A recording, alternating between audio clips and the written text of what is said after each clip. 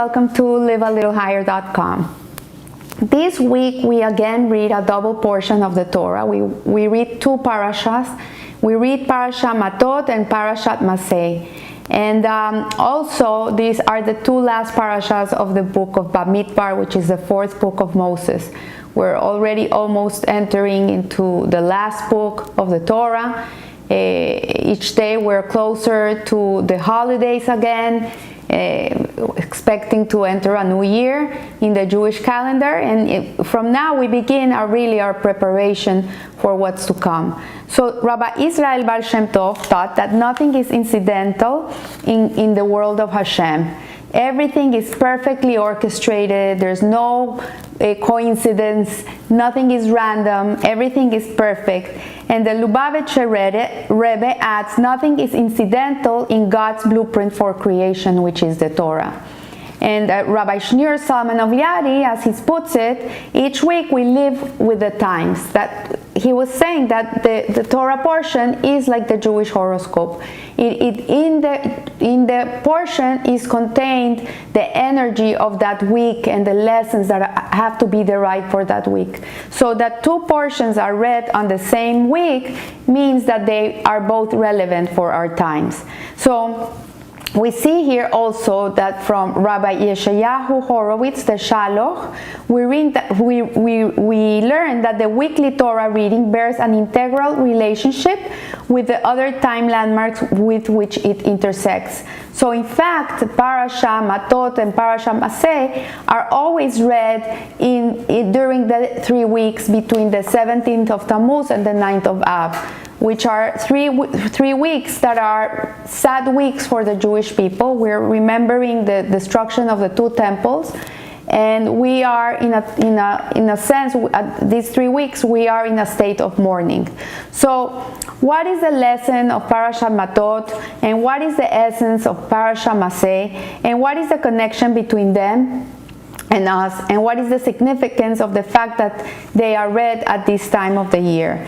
So we find that Parashah Matot, the meaning of Matot is tribes, and tribes, it's alluding to the 12 tribes of Israel. Tribes is a synonym. There's two words that mean tribes in the Jewish language. One is Matot and the other one is Shevet. And Shevet is also, both of them are synonyms to tree branches, both of them. So Shevet is referring to a soft, pliable twig, and Matot is alluding to a hard rod, a hard stick. So hardness is one of the qualities which we are forever seeking to acquire and to read ourselves at the same time. You know, when you say that person is a tough person, he's such a tough person, you know, you can use it for good and you can use it for bad. You can say, okay, that person has like a strong character, that person is strong in his personality, he's able to withstand a lot of problems in his life. Or at the same time, you could see him as a very tough person who is very tough with other people. So we see here that we denounce in ourselves and in others behavior that is obstinate and unyielding. We see that a person that is obstinate, that is has a strong backbone, that it never yields, that is stiff-necked, is not something that we would see as something positive.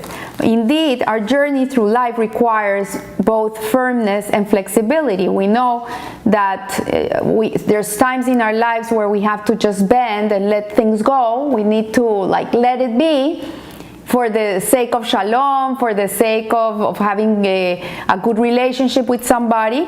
And there's other times in which we have to be like a stiff rod. We have to be unyielding, and we have to be very strong, and we have to have a backbone, and we have to be stiff-necked, because if not, we will lose ourselves. So we see here that Rabbi Bunim of Pisisha, he says that a person should have two pockets in his coat. In one pocket he should write up the verse, I am dust and ashes, And in his second pocket, he should contain the Talmudic saying that says, a person is commanded to say, for my sake was the world created. The whole world was created for my sake. So we have to have within ourselves these two qualities, let's say it. In a certain way, we have to be humble, we have to let it be, we have to let other people rise. Sometimes it's better to be happy than to be right, as they say. But in other moments of our life, we need to understand that Hashem created the world for us. And as Jewish people, we should never be wishy-washy with who we really are. We should be unyielding. We have to be strong Jewish people. Proud Jews, stand up for our beliefs, stand up for our rights, stand up for not allowing the world to step on us and mistreat us and be bad for us. So this dual approach to life is implied in the Torah, two names of Matot and Mas'ei. While the people of Israel constitute one entity as God's singular nation, they are comprised of 12 distinct tribes, and each of them contributes to the nation in a different way. Each tribe had their own quality, our own vocation, our own mission in life. But at the end of the day, they all work together to comprise the whole. And we see that the Torah refers Israel, the Israel's tribes as Shevatim, branches, or Matot, rods, expressing the idea they are offshoots from a common stem. So they all come from the same tree, and they distinct from each other, yet they're parts of a whole, of the same whole. So while Shevet and Mateh are both synonyms of branch, the Shevet is a pliant, is a flexible rod, it's a flexible branch, while Mateh is a branch of that tree that has been disconnected from the tree. And because it's been disconnected and it's not been receiving the water and the nourishment from the roots of the tree, it has become a rough stick. It's become a rod, like a dry stick. So there lies the deeper significance of these two names of the tribes of Israel. On certain occasions, the Torah refers as branches, stressing the need to be flexible in life. When there's a hurricane coming in Miami, you see that the very strong trees, the oak trees that are old oak trees and they're very strong, they break in half. But the palm trees that are not so strong, that you see them bending with the wind, they survive a storm like a hurricane because they're able to bend. In other contexts, we are called rods, underscoring the need for firmness and determination in carrying out our mission as a holy people and a light unto the nation. So the Jewish people throughout the Galut, throughout the exile, have endured horrendous things. We've been through the two destructions of two temples. We have been scattered throughout the world. We have been gone through pogroms, crusades, Holocaust, Inquisition, terrorism, anti-Semitism, you name it. The Jewish people have been through everything. Nevertheless, they're able to yield, they're able to bend in the moments they have to bend, but at the same time they have maintained their beliefs and their connection to Hashem strong and like a rod. So the later point really is the lesson of Parashat Matot, which opens with the verse, and Moses spoke to the heads of the tribes. Here the tribes are called by the name Matot, a designation which becomes the name of the parasha and the crux of its message, that there are times in history of a people when they must employ the fortitude and fixity of the rod, when they must find the inner resolve to stick it out in a hostile and capricious world.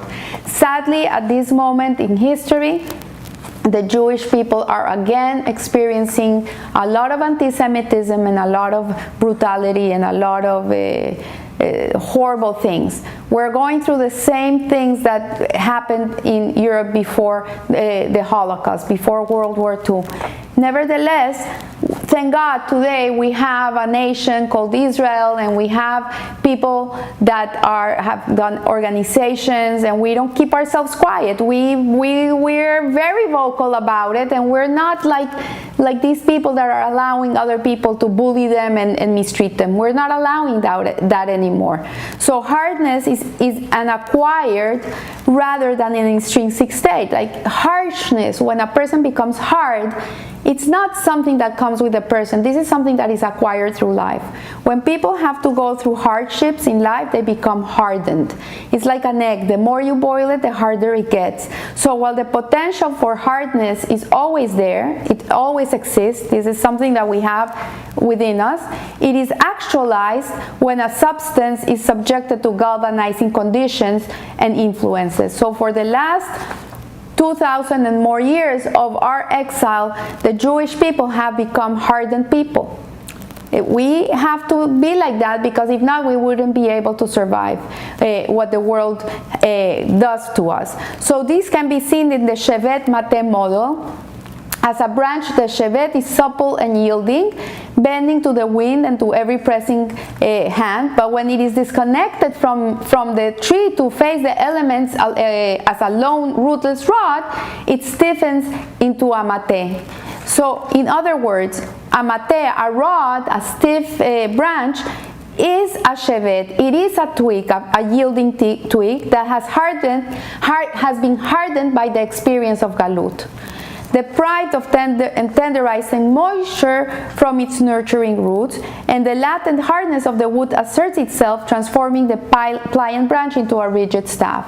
Therein lies the connection between Parashah Matot and the time of the year in which it is read, which is now in the 3 weeks before the 9th of Av, we're mourning our homeland, we're mourning the destruction of our 2 temples. In the time when the temple stood, we were like the Shevatim. We were like these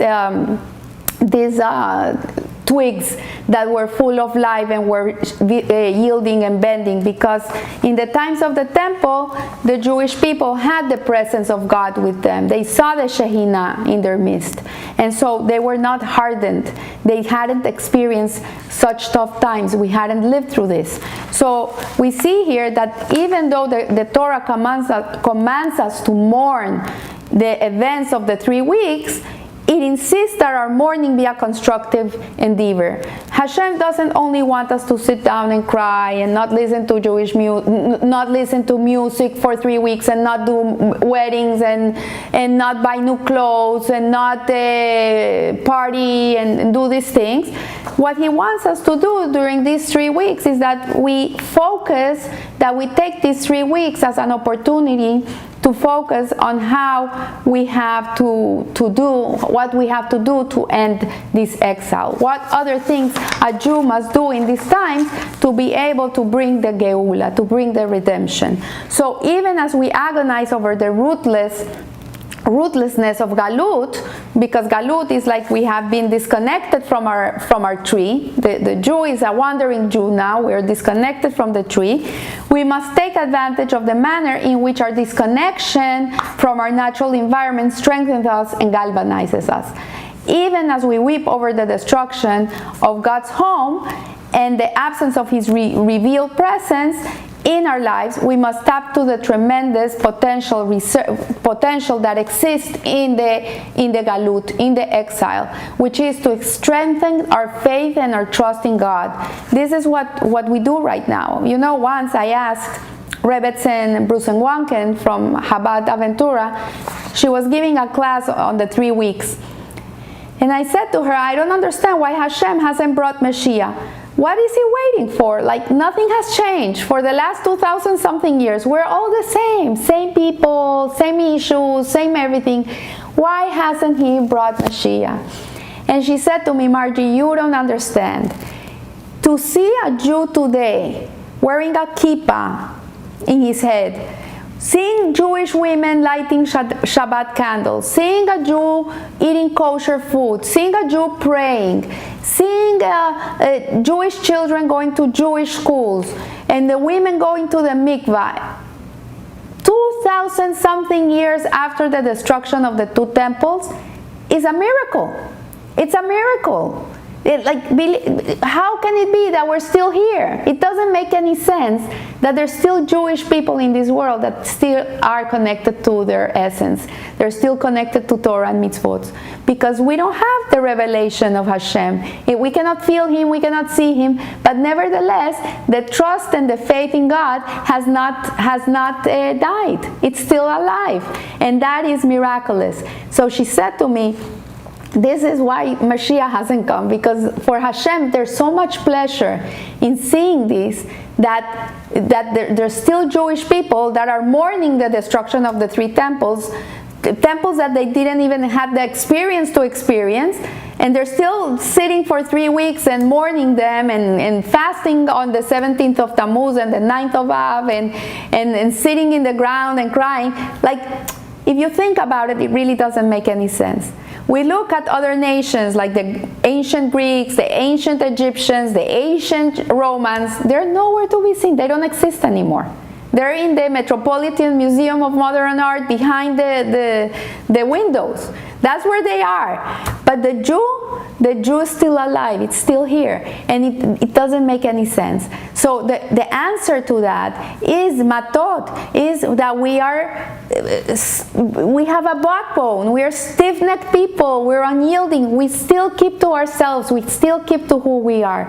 We never let go of who we really are. So there is more to Galut, there's more to the exile than toughening the Jewish soul. And Galut is a journey. A journey is not just a departure from home, it is an advance towards a destination. So indeed, this is the difference between the wanderer and the journeyer. The wanderer is escaping or being driven away from a place. He's wandering. He has no mission, no purpose wherever he is. He's just a wandering person. But a person that is journeying, that is in a journey, he's never lost. Wherever he is, there's a purpose for him to be there. And that's why we read this second portion of Mas'ei. Mas'ei means journeys. The 42 journeys that the Jewish people did in the desert before entering the Jewish homeland. And in a certain way, life, every person goes through 42 journeys in their life. And also, we are doing these journeys before Mashiach comes. So journeying really is something that brings the treasures that are procured at the various points of the itinerary. So when a person is journeying, he is bringing out the best of each place. He's not only bringing out the best of each place, but he's also giving the best of himself to that place. So what are we seeking in our places of exile? What will bring home with us when we return from our journey to the ends of the earth, to when Mashiach comes and we're all again back in our homeland, in the land of Israel? The Talmud defines the purpose of Galut as the acquisition of converts. So the people of Israel were exiled among the nation. It declares only so that the converts might be added to them. So these converts assume many forms. In a way, it's in a literal sense. It's to give the opportunity to those souls that have been disconnected from the Jewish people to come back, to return to who they really are, and bring them back. But also, we see that the Jewish religion is not a proselytizing religion. We are not trying to convert people to Judaism. This is not. We don't believe in this. We don't do that. But when a person feels that he is a Jew and that he needs to come back home, the Jewish religion accepts him. Not only that, it is a commandment of the Torah that we have to love the convert. We have to love the convert. So there is more subtle conversion of a pagan world to it says there is the more subtle conversion of the pagan world to the monotheistic ethos and ideals of the Torah. So the exile, the Galut, that we've been going through for ages, for centuries already, the Kabbalists explain that these converts that the Torah is talking about is that we we release the godly sparks that are contained in the material world and all creation of God. So there's a concept in the Kabbalah which is called klipa. And the klipa is that God creates the world in 3 different ways. So one way in which he creates the world is with his face. When he creates something with his face, with his countenance, it is called kedusha, kodesh, holy, holiness. So when he creates with his face, he's creating things that are holy. What does holiness mean? Holiness means that it's transparent to its creation. That you see something and you know it's holy. For example, a Sefer Torah. Sefer Torah, it's a holy article. It's something that doesn't need to be elevated. You don't need to release the godly sparks of the Torah. It is indeed holy. If you read it or you don't read it, if you take it out on a Saturday, it doesn't matter. It is holy. But then Hashem creates other things that come from his back, which is called the Sitra Achra. And one of the things that he creates from the Sitra Achra is the klipa. It's called klipa noga. Klipa noga is like a shell, like a peel of a fruit. So what it means is that all the creation of the world that is permissible for a Jew, that is permissible for us, comes from klipa noga. What it means is that all the world is hiding behind this shell or this peel. So when a Jew is going to use this certain article, let's put money as an example. Money, it comes from klipa noga, from the back of God. So these are things that he creates, that he doesn't want to create, but he has to create them in order for a Jew to use them in the right way and release the godly sparks. So money. If a person's going to go to work because he needs to make a livelihood, if his intention to work is because he wants to become very rich, so he can be honored in his society, so he can have the best car, the best house, the best everything, then he's really not releasing the godly sparks contained within the money. He's not bringing out the good out of it.